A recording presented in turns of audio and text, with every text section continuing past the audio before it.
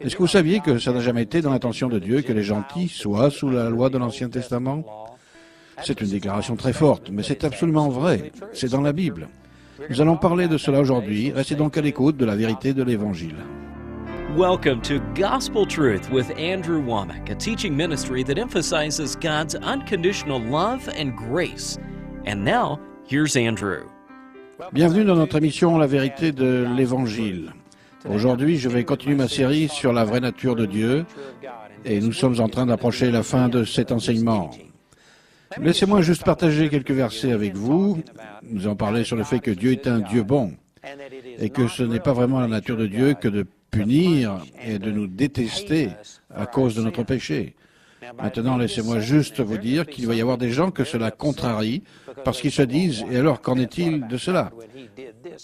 Et alors Dieu, quand il a fait cela et qu'il a frappé les gens de la lèpre et qu'il a dit « Si vous faites cela, je vais vous frapper de malédiction, etc. » Tous ces exemples que vous pouvez voir dans l'Ancien Testament, l'Ancienne Alliance, on a un des points que j'ai souligné, Romains 5,13 dit « Car jusqu'à la loi, le péché était dans le monde, or le péché n'est pas imputé quand il n'y a point de loi. » Le Seigneur n'imputait pas aux gens leurs péchés jusqu'au temps de Moïse, et ensuite la loi n'a fonctionné que du temps de Moïse jusqu'à Christ, et puis la loi a cessé. Nous ne vivons pas sous la loi. Donc, il s'est passé approximativement 6000 ans depuis la chute d'Adam. Les 2000 premières années, Dieu n'imputait pas aux hommes leurs péchés, puis il y a eu 2000 ans où la loi a régné, et Dieu imputait aux hommes leurs péchés. Et puis il y a eu une autre période de 2000 ans où Dieu ne leur a pas imputé leurs péchés. Dieu n'est ni un Dieu de vengeance, ni un Dieu de colère. Maintenant, il possède ces choses, mais il réserve cela à ses ennemis. Et sa volonté était d'agir avec miséricorde envers la race humaine, et c'est la raison pour laquelle il n'a pas donné la loi tout de suite. La seule raison pour laquelle il a donné la loi, et ceci est une paraphrase de Galates chapitre 3. La loi a été donnée à cause de nos transgressions pour nous clouer le bec jusqu'à ce que le Seigneur vienne apporter la rédemption. Le Seigneur n'a jamais vraiment voulu imputer aux hommes leurs péchés. Il voulait imputer nos péchés à son Fils, mais avant que Jésus puisse venir, le péché était en train de se multiplier et d'infecter la race humaine à un tel point que le plan du Seigneur aurait été détruit. Il ne se serait jamais accompli si Dieu n'avait pas fait quelque chose pour limiter la progression du péché.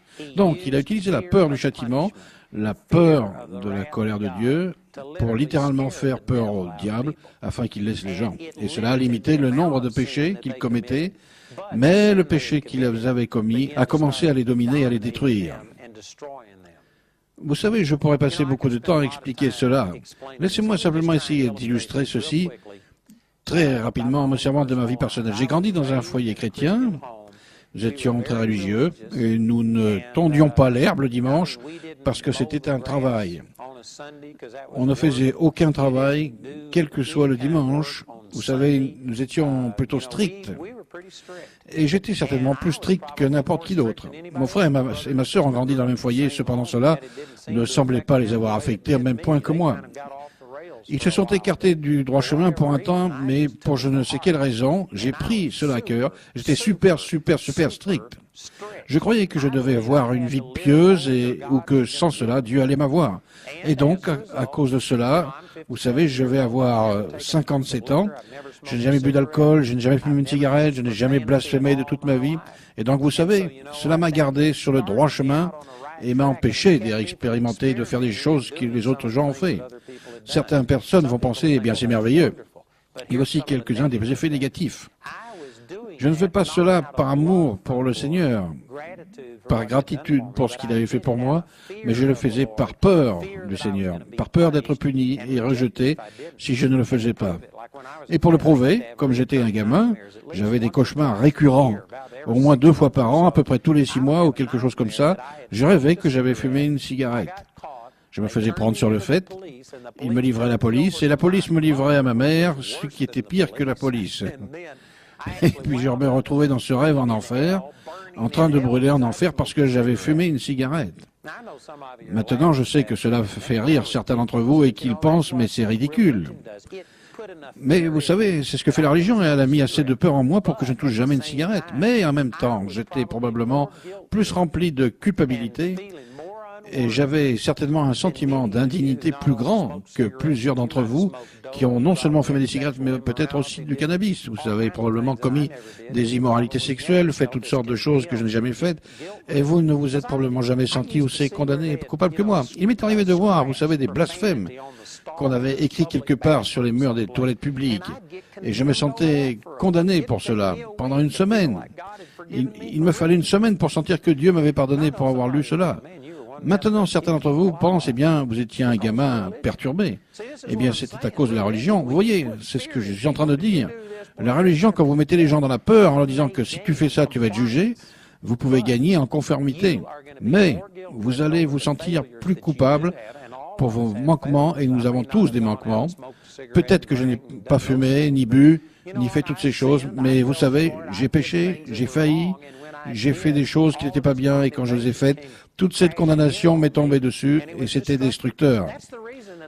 C'est pour cela que le Seigneur ne voulait pas donner la loi. Pour commencer, il aurait pu dire à Adam et Ève combien ils étaient pécheurs. Mais il a attendu parce qu'il ne voulait pas qu'Adam et Ève sachent combien ils étaient mauvais. Il ne voulait pas qu'ils sachent qu'ils avaient plongé la race humaine dans une telle, je veux dire, décadence, que cela allait coûter la vie à des milliards de personnes. Dieu ne voulait pas qu'ils sachent tout cela. Il aurait pu être incapable de le gérer. Dieu était disposé à les aimer, indépendamment de leur performance. Mais parce qu'il ne punissait pas le péché et qu'il ne manifestait pas sa colère contre le péché, les gens ont commencé à se comparer les uns aux autres et à penser, eh bien, Caïn s'en est sorti avec le meurtre. Les mecs s'en est sorti avec le meurtre. Ils ont commencé à tuer impunément. Cela n'avait aucune importance puisque Dieu n'avait puni personne. Ils pensaient que tout allait bien. Ils ont commencé à vivre dans l'immoralité sexuelle, je veux dire dans toutes sortes de perversions. Et donc finalement Dieu a dû donner la loi pour limiter la quantité des péchés, même si cela allait avoir des effets secondaires qui seraient très nuisibles. Toute la culpabilité et la condamnation qui sont venues avec la loi ont été préjudiciables à une relation saine avec Dieu. Elles sont préjudiciables à notre propre compréhension de qui est Dieu. Cela a vraiment été une mauvaise représentation. Dieu ne voulait pas retenir nos péchés contre nous et nous punir de la façon dont cela est montré dans la loi de l'Ancien Testament. S'il avait voulu, il aurait pu donner la loi à Adam et Ève. Il s'effrénait de lui-même pendant 2000 ans parce que sa nature, c'est l'amour. 1 Jean 4,8, Dieu est amour. Il ne possède pas seulement l'amour. Ce n'est pas simplement une des choses de Dieu. C'est la nature profonde de Dieu. Dieu nous aime et Dieu n'a jamais voulu nous imputer nos péchés. Il voulait imputer nos péchés à son Fils.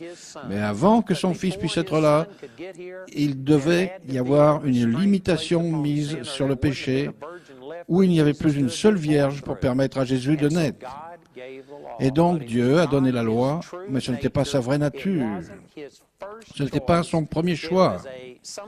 C'est une chose, dans un certain sens, qu'il a été forcé de faire. Ceux d'entre vous qui sont parents savent de quoi il s'agit. Nous pouvons faire une comparaison. Vous aimez vos gamins. Vous ne voulez pas faire quoi que ce soit, mais vous leur avez dit qu'ils ne peuvent pas faire ceci ou cela. Et finalement, si vous ne leur fixez pas de limite, ils font aller se faire tuer, ou quelqu'un d'autre va les tuer, détruire leur vie. Et quelquefois, vous mettez en garde vos enfants et vous dites, tu ne fais pas ça. Si tu fais ça, je vais le faire ça. Vous ne voulez pas les punir. Vous ne voulez pas les enfermer. Mais ils peuvent vous amener au point où, honnêtement, pour leur bien, vous devez faire quelque chose. Quand vous donnez la fessée à vos gamins, si vous le faites de la bonne manière, vous ne le faites pas parce que vous êtes en colère pour eux, mais parce que vous les aimez. Et ce petit mal va les aider à résister à quelque chose qui pourrait finalement leur faire plus de mal, beaucoup plus de mal. Et donc, vous savez, vous avez déjà entendu parler des parents dire « cette fessée va me faire plus de mal qu'à toi ». Et le gamin se dit « oui, d'accord ». Mais la vérité est que si vous les aimez réellement de la même façon que Dieu nous aime, cela est vrai. Dieu n'a jamais voulu donner libre cours à sa colère et introduire la loi et nous imputer et retenir nos péchés contre nous. Ce n'était pas son intention originelle. Il a dû faire cela comme son second choix parce que le péché s'était multiplié. Mais c'était seulement jusqu'à ce que Jésus vienne. Laissez-moi parler avec vous maintenant de quelques versets sur cela. Dans Matthieu chapitre 11, verset 12, c'est Jésus qui parle et qui dit « Depuis le temps de Jean-Baptiste jusqu'à présent, le royaume des cieux est forcé, et ce sont les violents qui s'en emparent. Car tous les prophètes et la loi ont prophétisé jusqu'à Jean, cela dit jusqu'à Jean-Baptiste. » Maintenant, si les mots signifient quelque chose, ce qui est le cas, Jésus a dit que la loi et les prophètes étaient jusqu'à Jean-Baptiste. Cela implique que depuis Jean-Baptiste, et nous sommes 2000 ans après Jean-Baptiste, la loi et les prophètes ne sont pas pour nous aujourd'hui. Voici un autre verset qui va avec cela, et c'est dans Jean chapitre 1 et verset 17. Il est dit, car la loi a été donnée par Moïse, la grâce, la vérité sont venues par Jésus-Christ. Cela dit clairement que la loi a été donnée par Moïse, mais que la grâce et la vérité sont venues par Jésus-Christ. La loi a été donnée jusqu'au temps de Christ, et maintenant que Christ est venu, Christ a amené la grâce et la vérité. Laissez-moi vous donner un autre exemple dans le livre des Galates. J'ai déjà fait référence à quelques-uns de ces passages, mais dans Galates, chapitre 3 et verset 22, il est dit « Mais l'Écriture a tout renfermé sous le péché, afin que ce qui avait été promis fût donné par la foi en Jésus-Christ à ceux qui croient. Avant que la foi vînt, nous étions renfermés sous la garde de la loi, en vue de la foi qui devait être révélée. Avant que la foi vienne, avant que la foi en Jésus vienne, nous étions sous la loi. »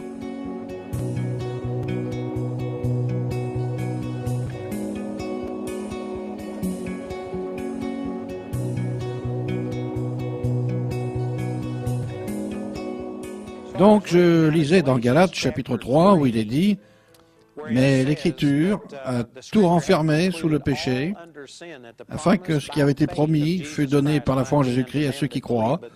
Avant que la foi vînt, nous étions enfermés sous la garde de la loi, en vue de la foi qui devait être révélée. » Ce verset dit que la loi était seulement jusqu'à ce que la postérité vienne pour ceux à qui la promesse avait été faite. Et dans Galates, chapitre 3, verset 16, il est dit que la postérité, c'était Christ. Il y a aussi un verset ici qui va dans le même sens que celui-ci, au verset 19. Il est dit « Pourquoi donc la loi? Elle a été donnée ensuite à cause des transgressions, jusqu'à ce que vint la postérité, à qui la promesse avait été faite, et cela parle de Jésus. » Tous ces versets disent que la loi était seulement temporaire. C'était seulement jusqu'à Jésus. Et donc, nous avons déjà montré dans Romains 5, 13, que la loi était rajoutée. Ce n'était pas sa première façon d'agir avec les gens. Il a traité les gens avec de l'innocence, vous voyez, en ne leur imputant pas leurs péchés pendant les 2000 premières années. Puis la loi a donné pour une période de 2000 ans, et c'était seulement jusqu'à Jésus vienne. Et maintenant que Jésus est venu, Dieu, une fois encore, ne nous traite pas selon la loi. Il ne nous impute pas nos péchés, la loi était seulement temporaire. Laissez-moi lire quelques autres versets sur cela qui disent la même chose. Au verset 23, il est dit « Avant que la loi vînt, nous étions enfermés sous la garde de la loi, en vue de la foi qui devait être révélée. Ainsi la loi était comme un pédagogue pour nous conduire à Christ, afin que nous fussions justifiés par la foi. La foi étant venue, nous ne sommes plus sous ce pédagogue. » Comment peut-on passer à côté de cela? La loi était comme un pédagogue pour nous informer jusqu'à ce que Christ vienne. Maintenant que Christ est venu, nous ne sommes plus sous ce pédagogue. Nous ne sommes plus sous la loi. C'est exactement ce que cela dit. J'ai déjà utilisé ces versets dans Hébreux, chapitre 7, chapitre 8 et 9, qui disent que la loi était seulement temporaire. Maintenant, elle est prête à disparaître. Il y a vraiment une annihilation, ce qui signifie une complète destruction de la loi. Romains chapitre 3, verset 19 dit que la loi a été donnée à ceux qui étaient sous la loi, ce qui implique que pas tout le monde était sous la loi. La loi n'était pas faite pour les gentils, mais initialement. Maintenant, la raison pour laquelle tout cela est très important, c'est parce qu'une fois encore, toute cette confusion, toute cette mauvaise représentation concernant ce qu'est Dieu vient de la loi. Parce que sous la loi, Dieu a révélé une dureté et une colère qui n'ont jamais été manifestées ni avant la loi, ni après la loi. Et donc, c'est simplement cette période de 2000 ans, au cours de laquelle Dieu a traité les gens sous la loi, qui a donné l'impression que Dieu était un Dieu qui voulait anéantir tous les pécheurs. Et cela était vraiment une mauvaise compréhension de ce pourquoi il l'a fait. Il ne l'a pas fait parce qu'il détestait vraiment le pécheur. Il détestait vraiment le péché. Et il utilisait simplement la peur du châtiment comme motivation pour amener à ne plus céder ni au péché, ni à l'auteur du péché, le diable. Et quand il a fait cela, et cela a donné une image qui était fausse. Vous savez, je suis sûr qu'il y a des enfants qui ont été corrigés de la mauvaise façon et que leurs parents ont utilisé la discipline pour laisser libre cours à leur propre frustration et certainement qu'il y a des maltraitances sur enfants et je ne dis pas que ça n'arrive pas. Mais il y a un grand nombre de parents qui corrigent leurs enfants parce qu'ils aiment vraiment leurs enfants et qu'ils essayent de les traiter de la bonne façon. Mais vous savez, à l'époque dans laquelle nous vivons, tout est vraiment mal interprété. En fait, c'est un signe des derniers temps. Je crois que c'est Ésaïe chapitre 5 qui dit que dans la fin des temps, ils appelleront le bien mal et le mal bien. C'est un des signes des derniers temps et nous sommes en train de vivre cela. Et vous savez, aujourd'hui, il y a des gamins qui ont l'impression qu'ils ont été maltraités par leurs parents et que leurs parents les détestaient, etc. Alors que la vérité, c'est que leurs parents les aimaient et qu'ils ont mal compris et mal interprété cela. Vous savez, si vous aviez qualifié, il y a 50 ans, de maltraitance sur enfants, ce qu'ils appellent aujourd'hui sur enfants maintenant, je vous garantis que quand j'étais en train de grandir, j'aurais pu appeler le 911 pour dénoncer mes parents. Et si le 911 avait existé à cette époque, mes parents auraient été mis en prison et les clés auraient été jetées. Et cependant, je vous garantis que je savais que mes parents me corrigeaient parce qu'ils m'aimaient. Et il y avait des fois où ils l'ont même fait parce qu'ils étaient en colère, ce qui n'était probablement pas la meilleure façon. Mais je les avais poussés, ils étaient en colère, et ils l'ont fait parce qu'ils m'aimaient, et ce n'était pas de la maltraitance, ils le faisaient pour m'aider. Et vous savez, j'ai appris certaines choses à travers cela. Je vous dis que nous sommes tellement susceptibles et incapables de discerner ce qui est bien de ce qui est mal aujourd'hui, que ce n'est même pas bizarre. Mais je dis que de la même façon qu'on a menti aux enfants, si vos parents vous ont mis une fessée, c'est parce qu'ils ne vous aimaient pas. Ce n'est pas vrai. C'est parce qu'ils vous aimaient qu'ils vous ont mis une fessée. Mais si vous dites ces choses à des gens pendant assez longtemps, vous pouvez les amener au point où ils voient toutes ces choses comme de la maltraitance et ils détestent les gens.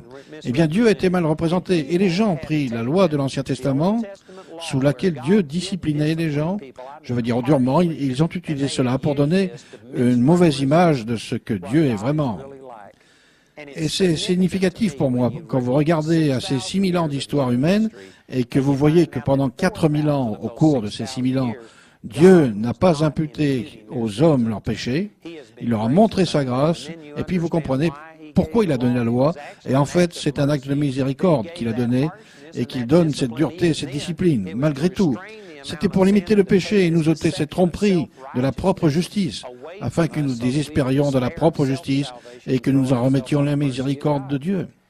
Si vous comprenez ces choses correctement, je crois qu'elles vont vous donner une image différente de qui est Dieu, de qui et de ce que vraiment sa nature. C'est la raison pour laquelle je veux faire ressortir toutes ces choses. Dieu a utilisé ces choses pour m'aider. C'est vraiment puissant.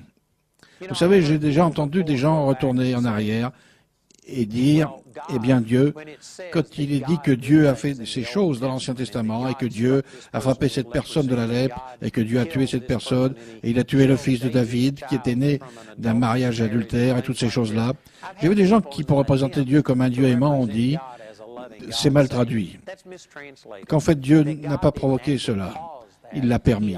Ce sont des péchés permissifs au lieu des péchés qui causent les choses. Et je comprends ce qu'ils essayent de faire. Je comprends qu'ils essayent de dire qu'à cette époque dans laquelle nous vivons, Dieu ne frappe pas vos enfants. Ce n'est pas Dieu qui donne le cancer aux gens.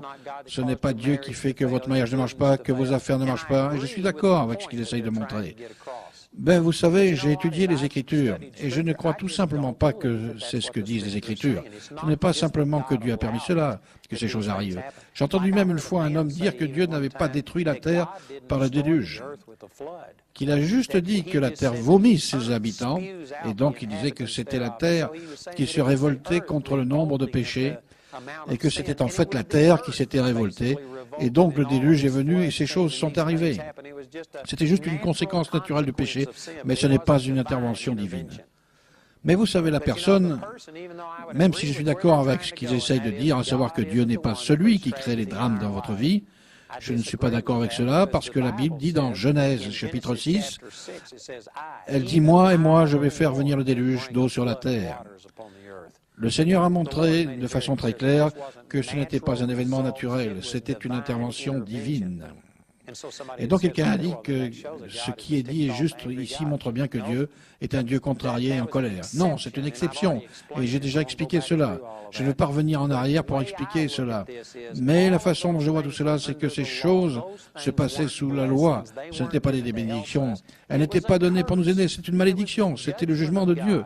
Et la Bible dit ici dans Galates chapitre 3, dans le même contexte que celui dans lequel j'étais en train de lire, il est dit au verset 13, « Christ nous a rachetés de la malédiction de la loi, étant devenu malédiction pour nous, car il est écrit, « Maudit est quiconque est pendu au bois ». Et donc, quelqu'un dit, « Donc, vous croyez que c'est Dieu qui a frappé Ahazia de la lèpre ?» Oui, je le crois.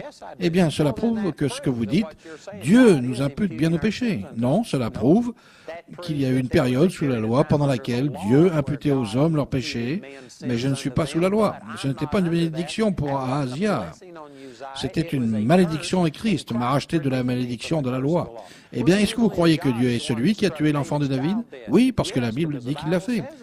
Eh bien, cela prouve que Dieu est vraiment un Dieu, ce Dieu de colère. Non, c'était sous l'Ancien Testament, où Dieu jugeait et imputait aux hommes leurs péchés. Et j'ai été racheté de la malédiction de la loi. Eh bien, est-ce que vous croyez Deutéronome 28, qui dit que si vous faites ces choses au lieu des bénédictions, vous allez avoir toutes ces bénédictions, les moisissures, les hémorroïdes et toutes ces choses? Oui, je le crois que la Bible a dit cela. Mais vous savez, toutes ces choses faisaient partie de la malédiction de la loi. Et Christ m'a racheté de la malédiction de la loi. Je ne suis pas sous la loi. Christ m'a racheté. Et donc, toutes les malédictions sont parties, et maintenant les bénédictions viennent au travers de ma foi, et non sur la base de mes performances. Je peux prendre toute la dureté, la colère et le châtiment de Dieu et je peux les attribuer à l'Ancienne Alliance, toutes les choses qui sont arrivées dans le passé, à l'Ancienne Alliance. Il y aura un temps dans le futur où Dieu déversera sa colère, quand viendra la seconde venue du Seigneur et il jugera ses ennemis. Il ne jugera pas son peuple. La colère de Dieu ne viendra jamais sur son peuple. Mais maintenant, nous vivons l'époque de l'Église, pendant laquelle Dieu ne donne pas aux gens ce qu'ils méritent. Depuis le temps de Jean-Baptiste, le royaume des cieux a été prêché, et la loi et les prophètes étaient jusqu'à Jean-Baptiste. Mais depuis ce temps-là, aujourd'hui, nous vivons sous la grâce de Dieu, et Dieu n'impute pas aux hommes leurs péchés. Oui, je peux voir dans la Bible certaines choses qui montrent la dureté et la colère de Dieu, mais je peux dire, Dieu, merci Jésus. Il a porté mon péché. Je suis racheté de ses colères.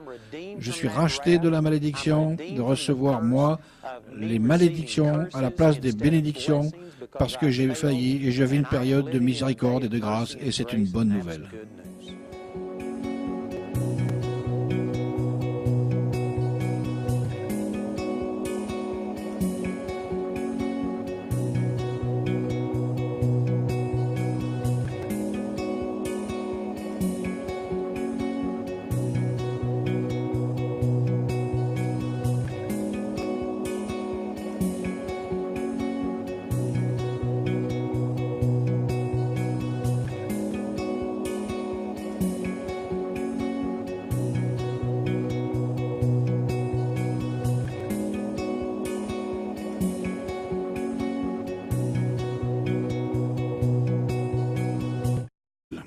Aujourd'hui, je vais continuer ma série sur la vraie nature de Dieu et nous sommes en train d'approcher la fin de cet enseignement.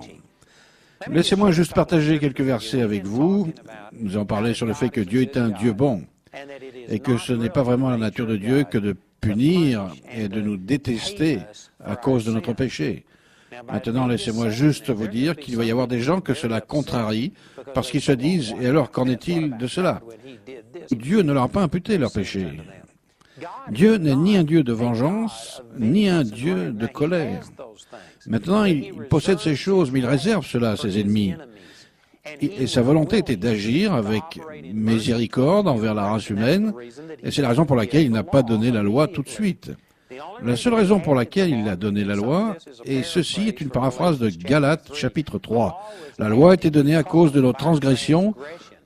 Et alors Dieu, quand il a fait cela et qu'il a frappé les gens de la lèpre, et qu'il a dit, si vous faites cela, je vais vous frapper de malédiction, etc. Tous ces exemples que vous pouvez voir dans l'Ancien Testament, l'Ancienne Alliance, on a un des points que j'ai soulignés. Romains 5,13 dit, « Car jusqu'à la loi, le péché était dans le monde. Or, le péché n'est pas imputé quand il n'y a point de loi.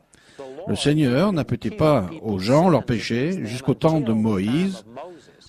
Et ensuite, la loi n'a fonctionné que du temps de Moïse jusqu'à Christ. Et puis la loi a cessé. Nous ne vivons pas sous la loi. Donc, il s'est passé approximativement 6000 ans depuis la chute d'Adam. Les 2000 premières années, Dieu n'imputait pas aux hommes leurs péchés. Puis il y a eu 2000 ans où la loi a régné et Dieu imputait aux hommes leurs péchés. Et puis il y a eu une autre période de 2000 ans où... Est-ce que vous saviez que ça n'a jamais été dans l'intention de Dieu que les gentils soient sous la loi de l'Ancien Testament? C'est une déclaration très forte, mais c'est absolument vrai. C'est dans la Bible. Nous allons parler de cela aujourd'hui. Restez donc à l'écoute de la vérité de l'Évangile. Welcome to Gospel Truth with Andrew Womack, a teaching ministry that emphasizes God's unconditional love and grace. And now, here's Andrew. Bienvenue dans notre émission La vérité de l'Évangile.